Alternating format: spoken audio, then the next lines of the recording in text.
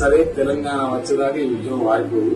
ఈసారి తెలంగాణ వచ్చుడు కేసీఆర్ సచ్చుడు రెండైతే